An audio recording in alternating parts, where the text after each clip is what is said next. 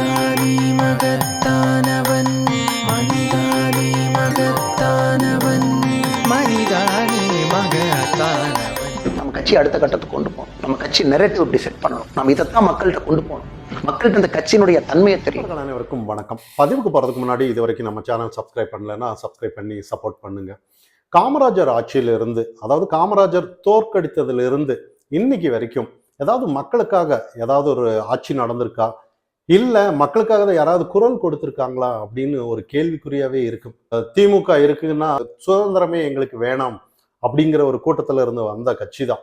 அப்ப அந்த ஆட்சி எப்படி நல்ல ஆட்சி கொடுக்க முடியும்? நம்மளோட கலாச்சாரம், நம்மளோட தமிழக மக்கள் பாரம்பரியம் எல்லாத்துக்கும். அதே இன்னொரு விஷயம் நம்ம இங்க கவனிக்கணும். எதிர்கட்சியை செயல்பட்ட அதிமுக கூட ஜெயலலிதா அம்மையார் இருக்கிற வரைக்கும் ஒரு ஆளுமையோட இருந்தது, எல்லாமே நமக்கு தெரிஞ்ச விஷயம்தான். இன்னைக்கு எதிர்கட்சியை எப்படி செயல்பட்டாங்கன்னு தான் நம்மளோட கேள்வி. இப்போ யார் அந்த சார் அப்படின்னு இவங்க போனாங்க அண்ணா பல்கலைக்கழக அந்த விவகாரத்துல. யார் அந்த சாருங்கிற மரியாதையும் தேவையாங்கிற ஒரு கேள்வி எல்லாருக்கும் இருக்கும்.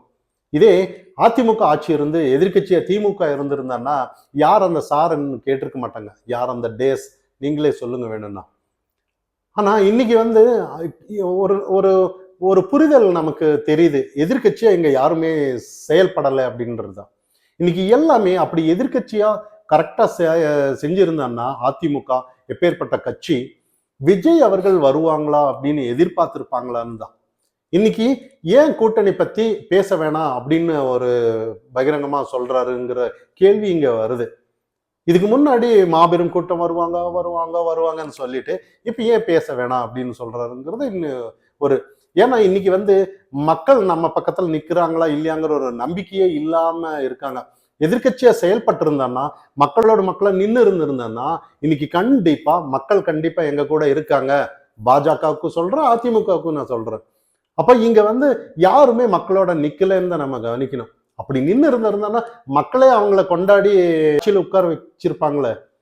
ஆனா இன்னைக்கு ஏன் இன்னொரு கூட்டத்தை, அதுவும் விஜய் அவர்களை கூப்பிட்டுட்டோன்னா கொஞ்சம் நினைச்சு பாருங்க. விஜய் அவர்கள் அப்படி ஒரு வாக்கு சதவீதம் இருந்தாலும் பரவாயில்ல, எதுவுமே இல்லை. சரி, விஜயோட புரிதல் எப்படி இருக்குன்னு பாருங்க. அவர் நேத்து பொதுக்குழு கூட்டத்துல பேசுறாரு, ஏதோ நாங்க நல்லவங்கன்னு தான் பேசுறாங்களே ஒழிய, அது தொண்டர்களுக்கு உற்சாகப்படுத்துற மாதிரி நான் எங்க தலைமையில தான் கூட்டணின்னு சொல்லிட்டாங்க. ஆனா ஏதோ ஒரு பலம் மாதிரி காட்டுறாங்க பாருங்க. எப்படி ஒரு பலம் மாதிரி காட்டுறாங்க. அந்த பலத்தை இன்னைக்கு பாஜக ஏன் காட்டலைங்கிற ஒரு கேள்வி இருக்கு. அண்ணாமலை அவர்கள் முன்னாள் மாநில தலைவராக இருக்கும்போது ஒவ்வொரு பிரச்சனையும் மக்களோட மக்களா நின்று, டங்ஷன் விவகாரம்னாலும் சரி, எல்லாம் உங்களுக்கு தெரிஞ்சிருக்கும். அமைச்சர்களையே மினிஸ்டர்ஸே கூட்டிட்டு அவங்களுக்கு என்ன பிரச்சனை ஏது பிரச்சனைன்னு சொல்லி அங்கங்கேயே முடிக்கிறதானாலும் சரி, டெல்லிக்கு கூட்டிட்டு போறதானாலும் சரி, எல்லாமே ஒரு மக்களோட மக்களா நின்று நிறைய காரியத்தை பண்ணியிருந்தாரு. இது இல்லாம நிறைய இந்து அறநிலையத்துறை இருக்கக்கூடாது, டாஸ்மாக் எப்படி மதுக்கடைகளை எப்படி படிப்படியா மூடணும், ஒரு தொலைநோக்கு பார்வையில எப்படி எடுத்துட்டு வந்ததெல்லாம் நமக்கு தெரிஞ்ச விஷயம்தான். ஆனா பாஜக வளர்ந்துட்டு இருக்குங்கிறது தான் நிஜம். அந்த பாஜக ஏன் எங்க கூட்டணியில நீங்க யாராவது வாங்க எங்க தலைமையிலன்னு ஏன் சொல்லலைங்கிற ஒரு கேள்வி. அது ஏன் மிஸ் பண்ணிட்டாங்களா மத்திய பாஜக அப்படிங்கிற ஒரு கேள்வி. இன்னொரு விஷயம் பாருங்க, பாஜக வளர்ந்ததுனாலதான் இன்னைக்கு ஒட்டு மொத்தமே எல்லாமே திராவிட கட்சி அத்தனையும் பாஜக வளர்ந்துருமோ, அது வளரக்கூடாது அப்படிங்கிற ஒரு நிலைப்பாடு இருக்கு. பாஜகவை வளர விட மாட்டாங்க. இதுதான் யதார்த்தமான ஒவ்வொரு அரசியல் தெரிந்தவருக்கும் இதுதான் விஷயம். இன்னைக்கு சீமான் அவர்கள் திடீர்னு நிலைப்பாடு ஏன் மாத்துறாங்கன்னா பாஜக உள்ள வந்துடக்கூடாதுங்கிறதுக்காக தான்.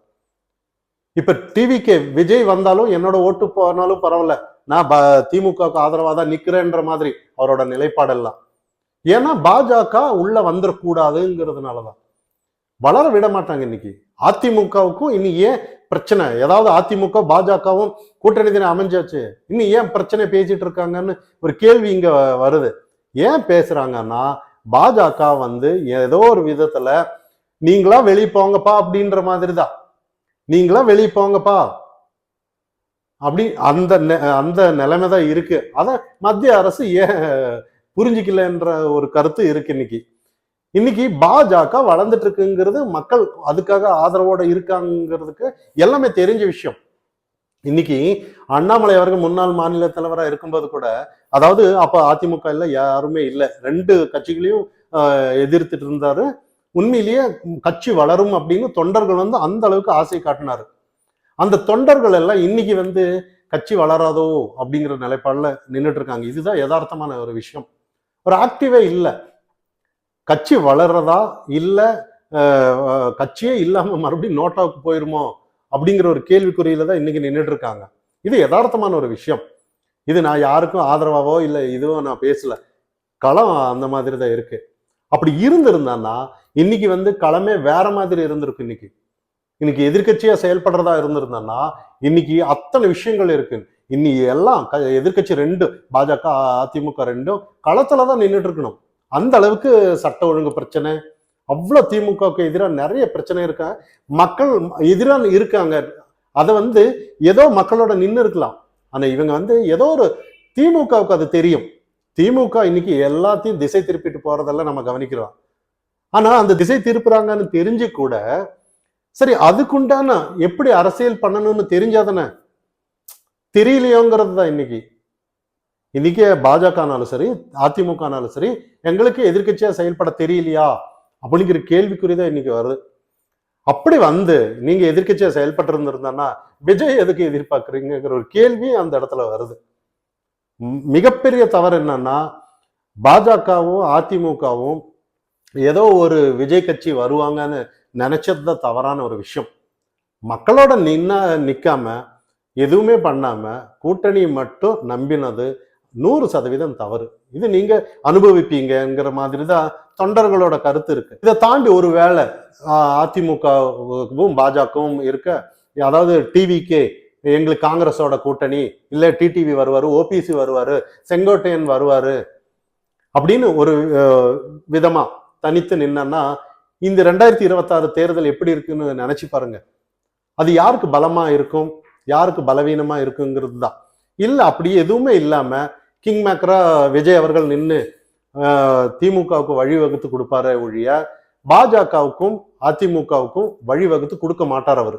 இன்னைக்கு கரூர் சம்பவத்தை வச்சு விஜய் அவர்கள் திமுக எதிர்க்கிற மாதிரி எதிரி மாதிரி சித்தரிச்சாலும் அவங்க பாஜகவோ அதிமுகவோ இங்க வளர விட மாட்டாங்க. திமுக வந்தாலும் பரவாயில்ல, இங்க திமுகவோ டிவிகேயான்னு நாங்க 2 பேர் தான் மோதிரம்னு இருந்தாலும் இருந்துருவாங்களே ஒழிய பாஜகவையோ அதிமுக வளர விடவே மாட்டாங்க. இன்னைக்கு இதெல்லாம் பொது வழியில பேசுறது வந்து ஏதோ மக்கள் தொண்டர்களை உற்சாகப்படுத்துறதுக்காக தான். அந்த தொண்டர்களுக்கு என்ன தெரியும்னு ஒரு கேள்வி இருக்கு, அது வேற. ஆனா இருந்தாலும் ஏதோ ஒரு குறிப்பிட்ட சதவீதம் வாக்கு வாங்குவாருங்கிறதுனால ஒரு தைரியத்துல அவங்க சொல்றாங்க நாங்களும் மாறணும், நாங்க அரசியல் அனுபவம் இல்லை அப்படிங்கிறதையும் அவர் ஒத்துக்கல. இன்னைக்கு ஏதோ திமுக மட்டும் குறை சொல்லிட்டு போயிட்டாரு. ஆனா திமுக குறைதான், அது தெரிஞ்ச விஷயம்தான். ஆனா இன்னைக்கு வந்து திமுக வந்து நாங்க அப்படிதான் அப்படிங்கிற ஒரு நிலைப்பாடுல ஸ்டாண்டா இருக்காங்க. எதிர்கட்சி மக்களுக்காக நாங்க இருக்கோங்கிற ஸ்டாண்ட்ல இருக்காங்களா, இல்ல அவங்க எதுக்காக நாங்க அப்படிதான் சொல்றாங்களோ அதே மாதிரி நாங்களும் அப்படிதான், நாங்க கட்சி தக்க வச்சா போதும் அப்படின்னு இருக்காங்களான்னு நம்ம கவனிக்கணும். ரெண்டுக்கும் நடுவுல பிஜேபி தான் இன்னைக்கு வந்து தொண்டர்கள் ரொம்ப எதிர்பார்க்கறாங்க. ஏதோ ஒரு தப்பு பண்ணிட்டாங்களோ, மத்திய அரசானாலும் சரி தமிழக பாஜகனாலும் சரி தனித்தே இருந்திருக்கலாம், தனித்தே இருந்திருந்தானா நம்ம தலைமையில யாராவது கூட்டணி கூப்பிட்டுருக்கலாம். உண்மையிலேயே பாஜக தனித்து நின்று இருந்தானா கண்டிப்பா இவங்க தலைமையில உண்மையிலேயே அதிமுக வந்திருக்கும், அந்த பலத்தை காட்டியிருந்தானா. ஆனா இது வந்து பிளெக்சிபிளா போனதுனாலதான் இன்னைக்கு வந்து அதிமுகவினரும் கூட பாஜக வளர விட மாட்டாங்க. கண்டிப்பா அப்படி வளர விட்டுறதா இருந்தான்னா எதுக்கு மாறி மாறி கருத்து சொல்லிட்டு இருப்பாங்க. ஆனா இதெல்லாம் தாண்டி இன்னைக்கு என்னன்னா கண்டிப்பா திமுகவா ஒழிக்கப்படணும்னா இந்த சின்ன சின்ன விஷயத்த எல்லாம் வச்சு கருத்து வேறுபாடெல்லாம் வச்சுட்டு அதை நியாயப்படுத்திட்டு இங்க பேசிட்டு இருந்தானா வளரவே விட முடியாது. இதெல்லாம் மறந்துட்டு எல்லாம் அதிமுக பாஜக ரெண்டுமே கூட்டணி, மக்கள் எங்களோட இருக்காங்க, மக்களுக்காக நாங்க இருக்கோம்னு வெளிவந்தா மட்டும்தான் இன்னைக்கு ஜெயிக்க முடியும், கண்டிப்பா ஜெயிக்க முடியும். இல்ல அதிமுகவை பாஜக குறை சொல்லி இது ரெண்டு நடந்துட்டு இருந்தான்னா ஒன்றும் பண்ண முடியாது. இந்த பக்கம் டிவிகே டிஎம்கே குறை சொல்ல, டிஎம்கே டிவிகே குறை சொல்ல, இதுதான் நடந்துட்டு இருக்கும் இன்னைக்கு. இங்க பாருங்க தமிழகத்துல மக்களுக்கான ஆட்சியே இல்லை. ஒரு பக்கம் பாமக அப்பா பையன்னு சண்டை நடக்குது. விஜயோட புரிதல் எப்படி இருக்குன்னு பாருங்க. அதாவது 2011 ஏதோ மீனவர்கள் பிரச்சனைக்காக இவர் குரல் கொடுத்திருக்கிறாராமா. ஆனா 2014 அப்புறம் யார் ஆட்சியில் இருந்தாங்க, 2011 யார் ஆட்சியில் இருந்தாங்கன்னு அதை அவர் சொல்ல மாட்டார். இன்னைக்கு ஒன்றிய பாஜகன்னு வந்துருவார் இவர். ஆனா இதெல்லாம் கேட்டுட்டு நம்ம இன்னைக்கு தமிழக மக்கள் இந்த அரசியல் நிலைப்பாடு எடுக்கிறது ஒரு வேடிக்கையா இருக்கு. இன்னைக்கு ஒரு புரிதல் இல்லாம, அரசியல் புரிதல் இல்லாம, மக்களுக்கான அரசியல் நம்ம தொடர்ந்து பேசிட்டு இருக்கோம். மக்களுக்காக பேசப்படுறது அண்ணாமலை மட்டும்தான்னு நம்ம பேசுறோம். இங்க எல்லா கட்சியும் அவங்கவுங்க விஷயத்த பாக்குறாங்களே ஒழிய மக்களுக்கான அரசியல் அன்னையிலிருந்து இன்னி வரைக்கும் அண்ணாமலை தான் நம்ம கவனிக்கணும். அண்ணாமலைக்கு ஒரு வாய்ப்பு மத்திய பாஜகவோ இல்ல தமிழக பாஜகவோ கொடுக்காதபடி இன்னைக்கு பாஜக வளராது, அதிமுகவும் ஜெயிக்காது. மனிதானி மகத்தானவன், மனிதானி மகத்தானவன், மனிதானி மகத்தானவன்.